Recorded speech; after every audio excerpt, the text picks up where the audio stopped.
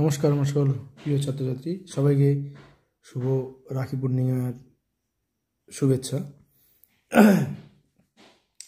আজকে তোমাদেরকে আমি পড়াবো ভৌমজলের কার্য আর সংশ্লিষ্ট ভূমিরূপগুলো যতটা পারা যায় আজকের ক্লাসে, না হলেও পরের নেক্সট ক্লাসে হবে। তো আজকে ভৌমজলের কার্য সম্পর্কে আলোচনা করি, এটা তোমাদের একটা চ্যাপ্টারের অংশ। আবার সবার প্রথমে বলে নিই যে ভৌমজল কি। আমি সবার প্রথমে তোমাদেরকে বলি যে ভৌমজল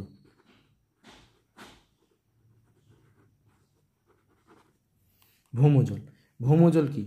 আচ্ছা, ভৌমজল কি সবার প্রথমে এটা আমরা জেনে নিই যে ভৌমজল মানে হলো মাটির নিচে, মানে ভূ অভ্যন্তরভাগে যে জল সঞ্চিত হয়ে থাকে, সেটা শিলার মধ্যে হোক বা মাটির মধ্যেই হোক বা অপ্রবেশ্য শিলার উপরে যেখানটা জল সঞ্চিত হয়ে থাকে সেটাই হলো ভৌমজল। অর্থাৎ ভূ অভ্যন্তরে সঞ্চিত জলে হলো ভৌমজল, গ্রাউন্ড ওয়াটার। আচ্ছা, এই যে মাটির ভূ অভ্যন্তরের নিচে যে এই যে ভৌমজল, এই ভৌমজলের উৎস কী কী? ভৌমজলের উৎসগুলো হলো, ভৌমজলের যে উৎস, এই ভৌমজলের উৎসগুলো যেরকম কী কী আছে, মানে যেখান থেকে ভৌমজলগুলো জমা হয় মাটির নিচে, এর মধ্যে সবার প্রথমে আমি বলে নিই, সবার প্রথমেই আছে যে যেটাকে আমরা বলবো আবহিক জল। কি বলবো এটাকে আমরা? আবহিক জল। আবহিক জল আমি এটাকে যদি ইংলিশে কি বলবো, আমি এটাকে meteoric water. Meteoric water, meteoric water. এই মিটিওরিক ওয়াটার আমি এখানে আবহিক জল। এবার এই ভৌমজলের প্রথম উৎস কি? আবহিক জল বা মিটিওরিক। এবার আবহিক জল কোনটা? দেখো, এই যে বৃষ্টি, শিশির, কুয়াশা, তুহিন, এই সমস্ত জল যখন ভূ অভ্যন্তর ভাগে চুয়ে চুয়ে গিয়ে যখন নিচে সঞ্চিত হয় তখন সেটা হলো আবহিক জল। তাহলে এক নম্বরে কি? আবহিক জল, এটা বৃষ্টি জল, এটাই প্রধান উৎস ভৌমজলের। এই বৃষ্টির জল, তুষার জল, এটা বৃষ্টির জল, তুষার জল ভৌমজলের প্রধান উৎস। এই জলগুলো চুয়ে চুয়ে নিচে গিয়ে সঞ্চিত হয়। আচ্ছা, এরপরে কি আছে? এরপরে আছে সহজাত জল। সহজাত জল, সহজাত জল এটাকে আমরা কি বলবো ইংলিশে? এটা কানেক্ট ওয়াটার বলে। CONNET, connect water. এই যে কানেক্ট ওয়াটার যেটা আছে, এই এই যে সহজাত জল, এটা কি হয়? ভূ অভ্যন্তরে যে পাললিক শিলা, এই শিলাস্তর গঠন যখন হয় তখন শিলার মধ্যে কিছু জল সঞ্চিত হয়ে থাকে এবং সেই জলকেই বলা হয় কি? সহজাত জল। মানে জন্মের সময় থেকেই সেখানটায় শিলা জন্মের সময় থেকে সেখানে জল সঞ্চিত হয়ে থাকে, সেটা হলো সহজাত জল, যেটাকে আমরা কানেক্ট ওয়াটার বলি, সহজাত জল। বা যেটাকে আমরা বলি জন্মগত জল।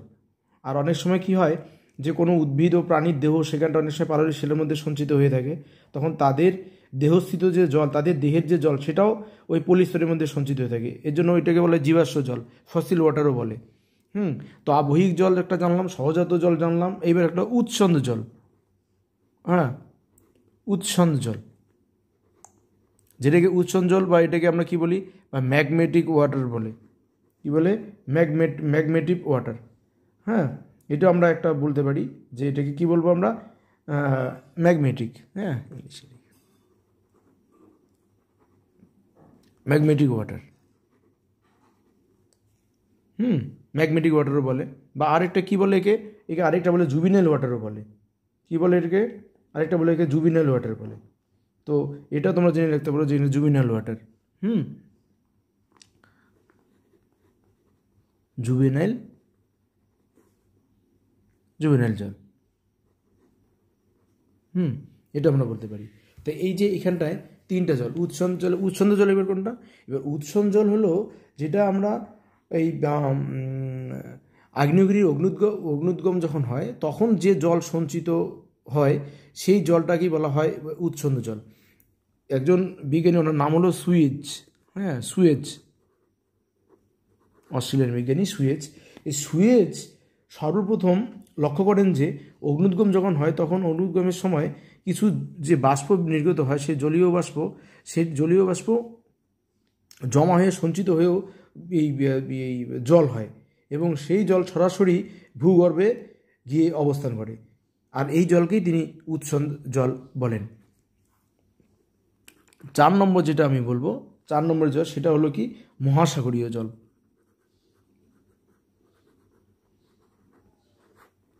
মহাসাগরীয় জল। মহাসাগর, পুরো পৃথিবীর মহাসাগর জুড়ে যে জল আছে সেই জল হলো মহাসাগরীয় জল। এই যে চারটা উৎস, আবহিক জল, সহজাত জল, উৎসন্দ জল বা ম্যাগমেটিক ওয়াটার বা জুভেনাইল ওয়াটার যেটা আমরা বলি, আরেকটা কি, এটাকে সুয়েজ প্রথমের এই জলকে আবিষ্কার করেন। আর এরপরে হলো মহাসাগরীয় জল। এই যে চারটা, এটাই হলো মেন উৎস ভৌমজলের। আচ্ছা, এরপরে আমরা যেটা চলে যাব, ভৌমজলের উৎস আমাদের হয়ে গেল। এবার আমরা যাবো যে এখানে একটা প্রশ্ন বলে নিই। এই যে ভৌমজল, এই ভৌমজলের বন্টন, ভৌমজলের মানে বিজ্ঞানের যে শাখায়,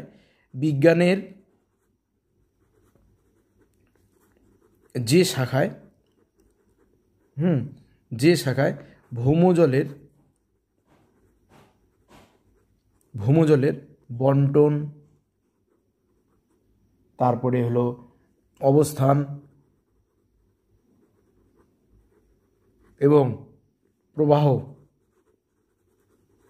নিয়ে আলোচনা করে তাকেই বলা হয় কি বলতো, ভৌম জলবিদ্যা। প্রবাহ নিয়ে আলোচনা করে তাকে বলা হয় ভৌম জলবিদ্যা। ইংলিশে বলে জিও হাইড্রোলজি একে বলে। তাহলে আমরা এটা কিন্তু জানি না যে জিও হাইড্রোলজি কি, যে এখানটা ভৌমজলের বন্টন, অবস্থান আর প্রবাহ নিয়ে আলোচনা করে। এটা একটু জেনে নিলাম। আচ্ছা, এবার আমরা যেটা দেখবো যে 5 নম্বর একটা বিষয় আমরা জেনে নিই। 5 নম্বর যেটা জানবো সেটা হলো শিলার সচ্ছিদ্রতা। শিলার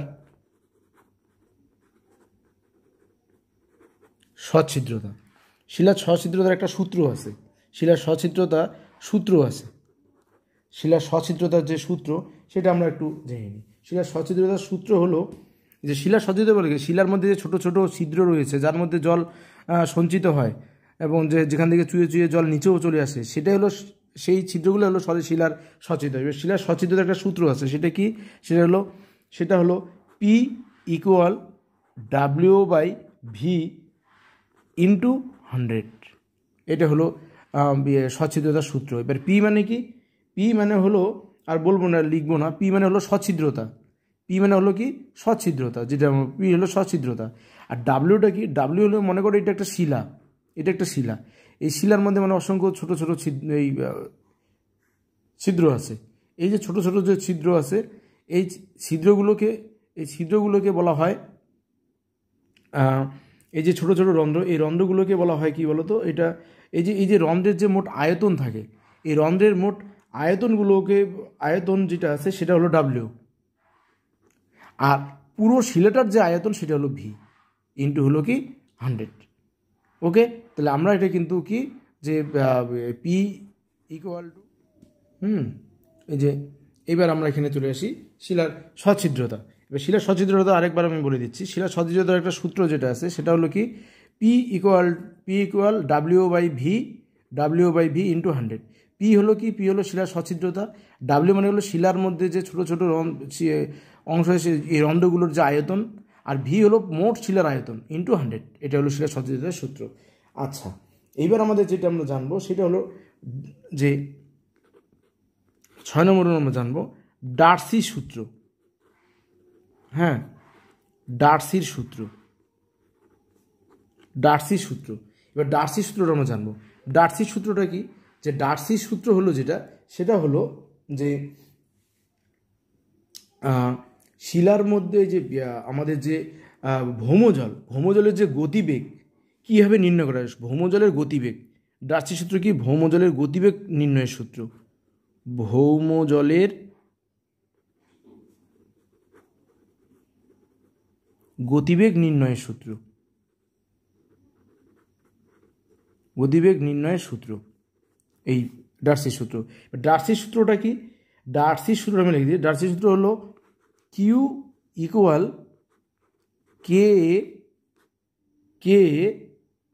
K/H/L। ওকে, এটা হলো ডার্সি সূত্র। ডার্সি সূত্রটা এটা জেনে রাখো। ডার্সি সূত্র হলো কিউ মানে কি, আমি একবার বলে দিচ্ছি, তোমরা পারলে তোমরা লিখে রাখো। কিউ মানে হলো গতিবেগ, গতিবেগ সবসময় কি হয়, গ্যালন জল দিয়ে মাপে, গ্যালন পার কি বলতো মিনিট, মানে 1 মিনিটে কত গ্যালন জল গেল এটা। হ্যাঁ, আচ্ছা এইবার কি, এবার কে যে আছে, এই যে কে মানে হলো বলো তো, কে মানে হলো প্রবেশ্যতার মাত্রা, কতটুকু প্রবেশ্য জল ঢুকছে, প্রবেশ্যতার মাত্রা। আর এ কি, এ হলো প্রবাহের প্রস্থচ্ছেদের ক্ষেত্রফল, যতটুকু প্রবাহ যে যতটা তার বেদ তার প্রস্থচ্ছেদ, হ্যাঁ ওই যে প্রস্থচ্ছেদ সেটার ক্ষেত্রফল। আর এইচ মানে কি বলতো, জলতল যেটা আছে তার হাইট, উচ্চতাটা কত, জলতলের উচ্চতা। আর এল মানে কি বলতো, এল মানে হলো এখানটায় দূরত্ব, কত দূর যাচ্ছে। হ্যাঁ, এই হলো ডার্সি সূত্র। তাহলে ডার্সি সূত্র কি, ভৌমজলের গতিবেগ নির্ণয়ের এটা কিন্তু একটা সূত্র, তাহলে আমরা কিন্তু জেনে রাখলাম। আচ্ছা, এইবার আমরা যেটা জানবো 7 নম্বরে, হ্যাঁ আমি নম্বরিং করে করছি 7 নম্বরে, সেটা হলো ভৌম জলস্তর।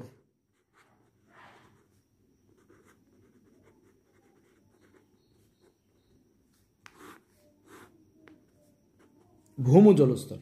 এবার ভৌম জলস্তর আমরা কি কি জানবো, ভৌম জলস্তরটা আমরা এখানে জেনে নিই যে কোনটা।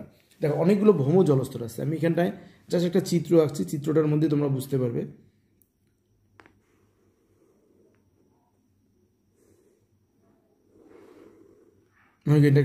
এটা আমি একটা চিত্র আঁকলাম, এটা মনে করো ভূপৃষ্ঠ, এটা উপরের অংশ, এটা ভূপৃষ্ঠ,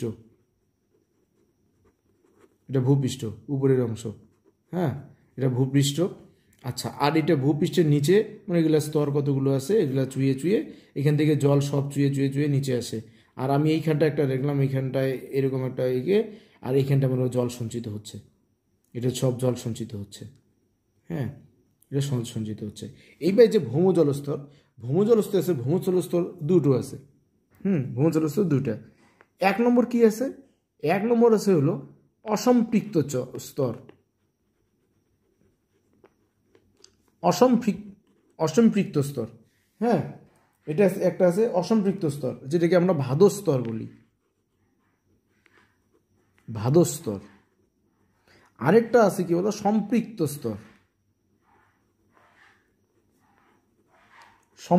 স্তর, এটাকে বলা হয় ফ্রিয়েটিক স্তর,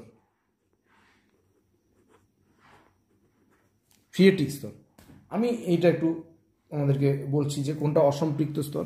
দেখো অসম্পৃক্ত স্তর কোনটা বলো তো, এই যে ভূপৃষ্ঠের উপর থেকে যে স্তর দিয়ে জল নিচে আসছে, এই যে নিচের দিকে নেমে আসছে জল, এই স্তরের মধ্যে, এই যে এইটুক জায়গার মধ্যে কোথাও কিন্তু জল কিন্তু সঞ্চিত হতে পারে না, জল কিন্তু সব এখান থেকে চুয়ে অভিকর্ষের টানে, অভিকর্ষের টানে কিন্তু এই জলগুলো সব চুয়ে নিচের দিকে নেমে আসছে, নেমে এসে কোথায় সঞ্চিত হচ্ছে, এই যে নিচের এই স্তরটাতে সঞ্চিত হচ্ছে। এই যেই স্তরের মধ্যে দিয়ে উপর থেকে জল নিচে চলে আসছে, কোথাও সঞ্চিত হতে পারছে না, এই স্তরটাকে বলা হয় বলতো অসম্পৃক্ত স্তর। তাহলে এই স্তরটা উপর এইখানে এই জায়গা থেকে একদম এই যে এইটা হলো কি সম্পৃক্ত, এই যে এখানটা এসে জল সঞ্চিত হচ্ছে, এখানটা জল পরিপূর্ণ, এই স্তরটা হলো সম্পৃক্ত স্তর। আর এই যে এটা, এই যে আমি এখানটা একটা দিলাম এই দাগ, এটা মনে করো অপ্রবেশ্য শিলা, এর নিচে জল যেতে পারে না, হ্যাঁ গেলেও সামান্য চুয়ে যান। আর এই যে উপরে এটা, তাহলে এইটা হলো সম্পৃক্ত স্তর, আর উপরের অংশটা হলো অসম্পৃক্ত স্তর। তাহলে অসম্পৃক্ত স্তর কি, যে সম্পৃক্ত স্তরের উপরের অংশে একদম ভূপৃষ্ঠ থেকে নিচের দিকে একদম সম্পৃক্ত স্তরের একদম উপর পর্যন্ত যে স্তরের মধ্যে দিয়ে জল চুয়ে নিচের দিকে আসে কিন্তু কোথাও সঞ্চিত হতে পারে না, সেই স্তরটিকেই বলা হয় অসম্পৃক্ত স্তর। আর এই স্তরের মধ্যে যে জলটা নিচের দিকে আসে, সেই জলটাকেই বলা হয় কি বলতো, সেই জলটা হলো ভাদস জল। আর এই স্তরের মধ্যে দিয়ে জল আসে, এটাকে বলা হয় ভাদস স্তর।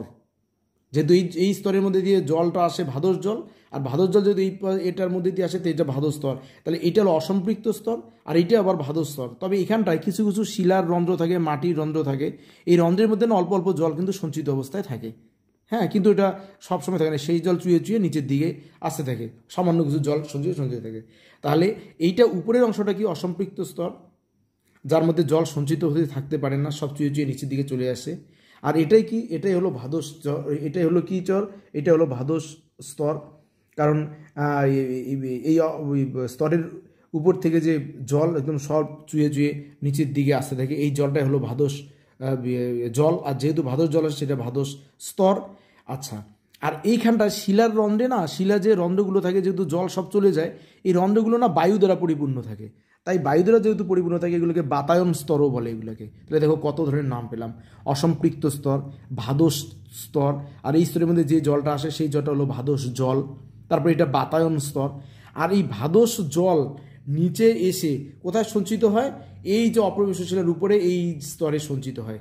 আর এই স্তরে যেহেতু সঞ্চিত হয়ে জল সঞ্চিত অবস্থায় থাকে, এই স্তরকে বলা হয় ফ্রিয়েটিক স্তর, বা এই স্তরটা হলো কি সম্পৃক্ত স্তর, জল এখানে পরিপূর্ণ অবস্থায় থাকে। তাহলে অপ্রবেশ্য বা অসম্পৃক্ত স্তরের নিচে, অপ্রবেশ্য শিলার উপরে যে স্তরে জল সঞ্চিত অবস্থায় থাকে, পরিপূর্ণ অবস্থায় থাকে, সম্পৃক্ত অবস্থায় থাকে, সেই স্তরটাকে বলা হয় সম্পৃক্ত স্তর বা ফ্রিয়েটিক স্তর। আর এই স্তরের মধ্যে যেহেতু কূপ বা নলকূপ খনন করে এখান থেকে কিন্তু জল তোলা হয়, এখান থেকে কিন্তু জল উপরে আমরা কূপের নলকূপের মাধ্যমে কিন্তু জল পেয়ে থাকি।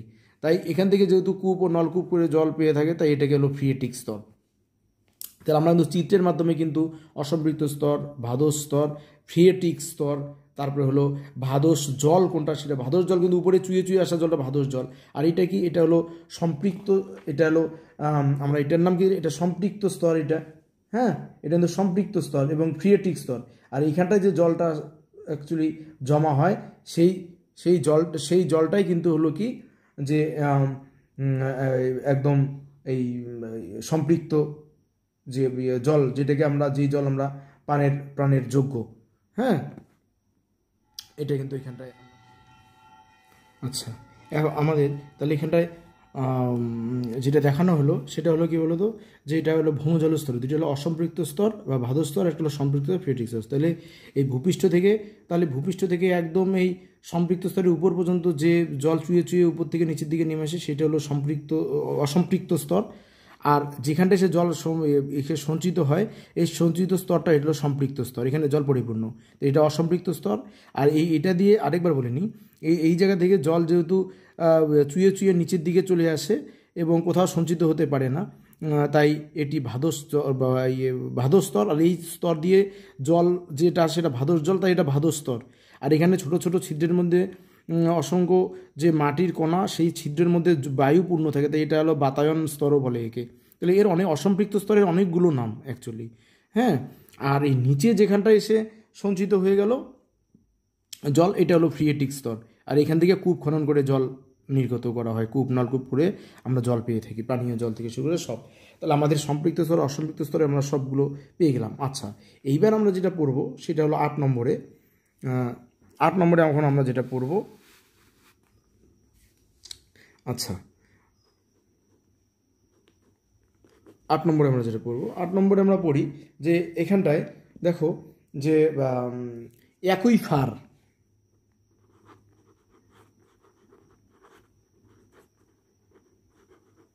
হ্যাঁ, অ্যাকুইফার কি, দেখো অ্যাকুইফার কি, অ্যাকুইফার হলো একটা চিত্রে আমি দেখাচ্ছি, মনে করো এরকম, মনে করো একটা ভূপৃষ্ঠ, এরকম একটা ভূপৃষ্ঠের নিচে এরকম অংশ, এই জায়গায় এখানে একটা দিলাম, আচ্ছা। এইবার এই যে মনে করো, এবার এখানে একটা দিলে ভালো হতো, হ্যাঁ। আচ্ছা, এই যে এখানটা মনে করো দুটো স্তর আছে এখানটায়, এই যে উপরে একটা স্তর মনে করো, নিচে আর একটা স্তর, হ্যাঁ, উপরের স্তর এবং নিচের স্তর। আর এই যে মাঝখানে যে স্তরটা আছে, এটা মনে করো এটা একটা স্তরে ধরি, এটা একটা স্তরে ধরি, এই পুরোটা একটা স্তর, উপরে একটা স্তর, আর এই নিচে একটা, আর এটা এই পুরোটা একটা স্তর। এই স্তরটা কি বলো, এটা মনে করো ভূপৃষ্ঠের সঙ্গে উন্মুক্ত। এইবারে যে উপরে এটা মনে করো অপ্রবেশ্য শিলা, আর নিচে অপ্রবেশ্য শিলা, আর মাঝখানে কি বলতো এই যে প্রবেশ্য শিলা। এর কি বলতো দুই প্রান্ত এই ভূপৃষ্ঠে উন্মুক্ত, খোলা। এই দিক দিয়ে জল চুয়ে চুয়ে এই মাঝখানে এসে এই প্রবেশ্য শিলার মধ্যে জমা হয়। আর এই জলটাকে কি বলা হয় বলতো, এই যে সঞ্চিত জল, এই জলটাকে বলা হয় কি, আর একেই বলা হয় অ্যাকুইফার। আর এখানে সঞ্চিত হলো ওয়াটারই হলো কি বলতো, এই আর্টেরিয়াল জল, যেটাকে অ্যাকুইফার ওয়াটার আমরা যেটা বলি, সেটা কিন্তু এখানটায় পরিলক্ষিত হয়, হ্যাঁ। আর এটাই হলো আমাদের এই অ্যাকুইফার। তাহলে অ্যাকুইফার হলো কি বলতো, দুটি অপ্রবেশ্য শিলাস্তর, আর দুটি অপ্রবেশ্য শিলাস্তরের মাঝখানে যে প্রবেশ্য শিলাস্তর সেখানটা জল, এইখান থেকে কূপ খনন করে সহজে এখান থেকে জল নির্গত করা যায়। তাহলে এটা হলো অ্যাকুইফার। আচ্ছা, এই অ্যাকুইফার প্রথম যেটা খনন করা হয় সেটা কোথায়? সেটা হলো ফ্রান্সের আর্টিয়েস প্রদেশে, তাই এর নাম আর্টিজিও কূপও বলে, ফ্রান্সের আর্টিয়েস প্রদেশে। আর পৃথিবীতে সবথেকে বেশি আর্টিজিও কূপ রয়েছে অস্ট্রেলিয়াতে আর্টিজিও কূপের সংখ্যা সব থেকে বেশি। আচ্ছা, এইবার আমরা এই যে আর্টিজিও কূপ আমরা যেটা এখানটায় জানলাম, যেখানটায় জল, অ্যাকুইফারের ওয়াটার, এটা অ্যাকুইফার। এইবার আমরা যেটা জানবো সেটা হলো একটা নাম দিয়ে, এটা অ্যাকুইফার, পরে একটা নাম দিয়ে দিই এখানটায়, সেটা হলো অ্যাকুইক্লুড।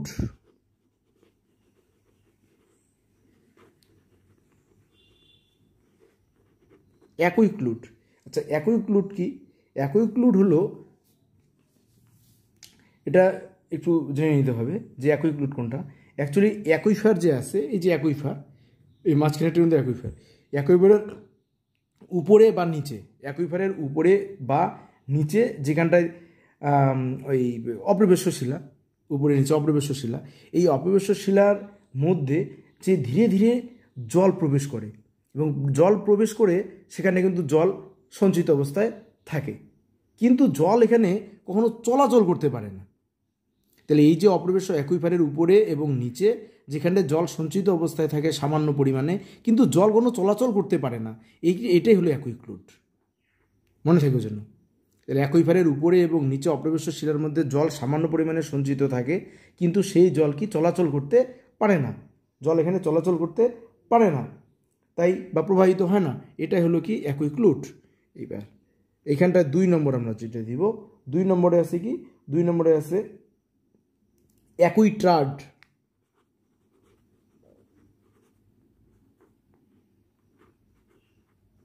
অ্যাকুইটার্ড। এবার অ্যাকুইটার্ড কি?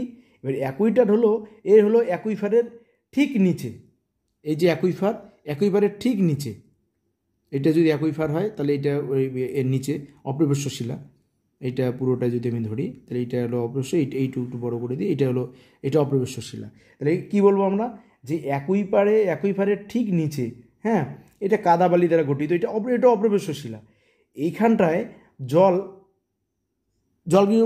যে নির্গমন, মানে নিচের দিকে জল নির্গমন, এটা কিন্তু পুরোপুরি বন্ধ করে দিয়েছে, জল নির্গমন কিন্তু এই পাশ দিয়ে হয় না, কিন্তু এখানটা কিন্তু জল এই কী বলে সঞ্চয় এবং পরিবহন করে, হ্যাঁ, এই স্তরটা। কিন্তু এখানটায় কি হয়, এই যে অ্যাকুইটার যেটা আছে, এই অ্যাকুইফারের নিচে এ স্বল্প পরিমাণে জল সঞ্চয় করে আর সামান্য পরিমাণে পরিবহন করে।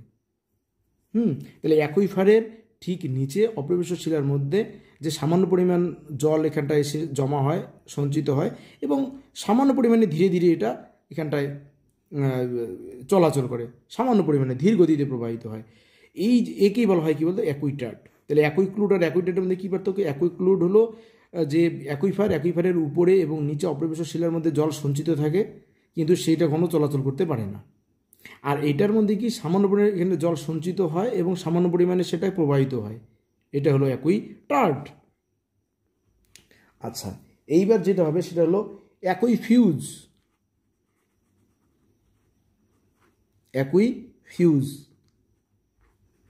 অ্যাকুইফিউজ কি? অ্যাকুইফিউজ হলো এমন একটা স্তর, জল, এই অ্যাকুইফিউজ হলো কি বলতো, অ্যাকুইফিউজ হলো এমন একটা স্তর, মানে অপ্রবেশ্য শিলাস্তর, অবশ্যই এটা অপ্রবেশ্য শিলাস্তর, এবং জল সঞ্চয় করতে পারলে সঞ্চয় এবং প্রবাহ কোনোটাই হয় না, এর মধ্যে সঞ্চয় হয় না, প্রবাহিত হয় না অ্যাকুইফিউজের মধ্যে। অ্যাকুইফিউজ তাহলে এমন একটা স্তর যে স্তরে জল সঞ্চয় হয় না, জলের প্রবাহ ঘটে না, এই স্তরটা হলো কি? এটা অ্যাকুইফিউজ। এটা একটা বিচ্ছিন্নকারী স্তর একদম, হ্যাঁ, এটার মধ্যে কিছুই হয় না। আচ্ছা, লাস্ট 4 নম্বরে যেটা দিব সেটা হলো অ্যাকুইডাক্ট।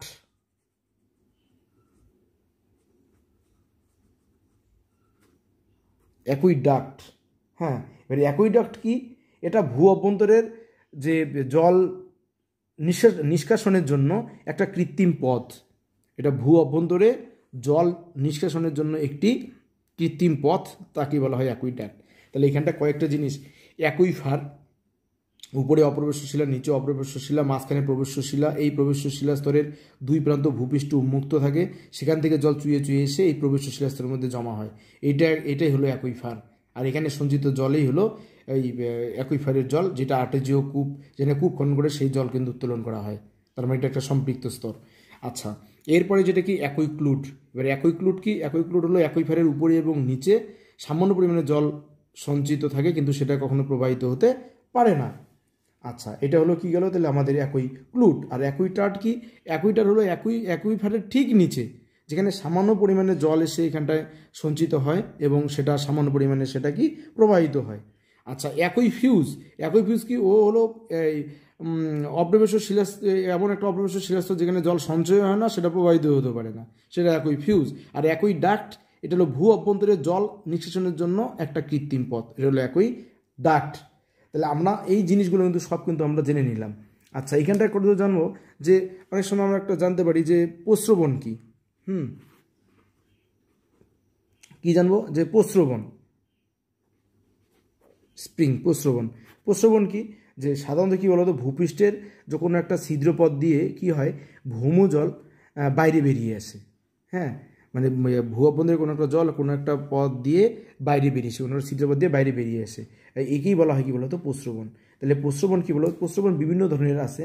হ্যাঁ, প্রস্রবণ যেরকম কতগুলো আছে, উষ্ণ প্রস্রবণ আছে, শীতল প্রস্রবণ আছে, তো এরকম অসংখ্য প্রস্রবণ আছে। হ্যাঁ, উষ্ণ প্রস্রবণ, শীতল প্রস্রবণ আমরা জানি। আচ্ছা, গিজারও কিন্তু নির্দিষ্ট একটা প্রস্রবণ। এবার প্রস্রবণ কতগুলো আছে? অবিরাম প্রস্রবণ। হ্যাঁ, প্রস্রবণ অনেক আছে, অবিরাম আছে, সবিরাম আছে। আচ্ছা, আমি একটা করে বলি। দেখো, অবিরাম প্রস্রবণ মানে কি বলো তো? অবিরাম প্রস্রবণ মানে কি? যেটা দিয়ে সব সময় একদম জল বের হতে থাকবে, সেটা অবিরাম প্রস্রবণ। যেরকম কি বলো তো, সোন নদীর মধ্যে আছে সোনামুড়া প্রস্রবণ, অবিরাম। তাহলে অবিরাম একটা আছে কি? সোনামুড়া। হ্যাঁ, সোনামুড়া প্রস্রবণ একটা অবিরাম প্রস্রবণ। তারপর কি আছে? সবিরাম মানে কি বলতো? মাঝে মাঝে জল নির্গত হয়। এটা কি বলতো? ঝাড়খণ্ডের লুপুংগুটু আছে। হ্যাঁ, ঝাড়খণ্ডের মধ্যে আছে লুপুংগুটু। হ্যাঁ, এই যে লুপুংগুটু প্রস্রবণ যেটা আছে, সেটা হলো কি বলতো? সবিরাম প্রস্রবণ, মাঝে মাঝে হয়, মাঝে মাঝে। আচ্ছা, এইবার আমরা উষ্ণতার বিষয়ে যেটা আছে, যেটা খুব ভাইটাল, হলো উষ্ণ প্রস্রবণ, আরেকটা আছে শীতল প্রস্রবণ। উষ্ণ আর শীতল। এবার উষ্ণ প্রস্রবণ কোনটা? যেখান থেকে সবসময় গরম জল নির্গত হয়, সেটা হলো কি বলতো? উষ্ণ প্রস্রবণ, যেটা গরম জল বেরোবে। এবার গরম জল বেরোবে উষ্ণ প্রস্রবণ এমন কয়েকটার নাম, যেরকম আমাদের আছে পশ্চিমবঙ্গের বক্রেশ্বর। হ্যাঁ, পশ্চিমবঙ্গের বক্রেশ্বর, ঝাড়খণ্ডের রাজগীর, হিমাচল প্রদেশের সিমলার কাছে আছে তাতাপানি। হ্যাঁ, মণিকরণ, এগুলো সব কী বলতে? উষ্ণ প্রস্রবণ। আবার বলছি, পশ্চিমবঙ্গের বক্রেশ্বর, ঝাড়খণ্ডের রাজগীর, হিমাচল প্রদেশ মানে সিমলার কাছে অবস্থিত তাতাপানি, মণিকরণ, এগুলো সবগুলো উষ্ণ প্রস্রবণ। আর যে সমস্ত প্রস্রবণ থেকে শীতল জল নির্গত হয়, সেটা কিন্তু শীতল প্রস্রবণ। শীতল প্রস্রবণ মধ্যে কে কে আছে বলে দিই। দেরাদুনের কাছে আছে সহস্রধারা, আর মসৌরি তো আছে। হ্যাঁ, তো সহস্রধারাটা মনে রেখো। এগুলো কী বলতো? শীতল প্রস্রবণ। তাহলে এই প্রস্রবণগুলো কিন্তু তোমাদের জানতে হবে। আর গিজার কি? গিজার কিন্তু এক ধরনের কি বলতো? গিজার কিন্তু এক ধরনের প্রস্রবণ, কিন্তু ঊর্ধ্বমুখী জল এর বাইরে বেরিয়ে আসে একদম। হ্যাঁ, ঊর্ধ্বমুখী জল বাইরে হঠাৎ করে বাইরে একদম প্রচণ্ড বেগে বাইরে বেরিয়ে আসে, গর্জন করে বাইরে বেরিয়ে এসে। হ্যাঁ, এটা কিন্তু গিজার। এই গিজার যেরকম উদাহরণ আমরা বলতে পারি যে সবথেকে ইয়েলোস্টোন পার্ক। হ্যাঁ, গর্জন হলো ইয়েলোস্টোন, যেটা পার্ক, ন্যাশনাল পার্ক আছে। হ্যাঁ, মার্কিন যুক্তরাষ্ট্রের ইয়েলোস্টোন পার্ক। এই ইয়েলোস্টোন পার্কের মধ্যে যে ওল্ড ফেথফুল, সেটা কিন্তু বিখ্যাত একটা গিজার, ওল্ড ফেথফুল। তো এই তোমরা গিজার মানে প্রস্রবণটাও একটু জেনে রাখা ভালো, তাহলে সেখান থেকে হয়তো কখনো প্রশ্ন আসতে পারে। আর্টেজিও কূপ সম্পর্কে আমি একটু আলোচনা করলাম। এই তো এই সমস্ত কিছু নিয়েই তোমাদের এই চ্যাপ্টারটা। ধন্যবাদ।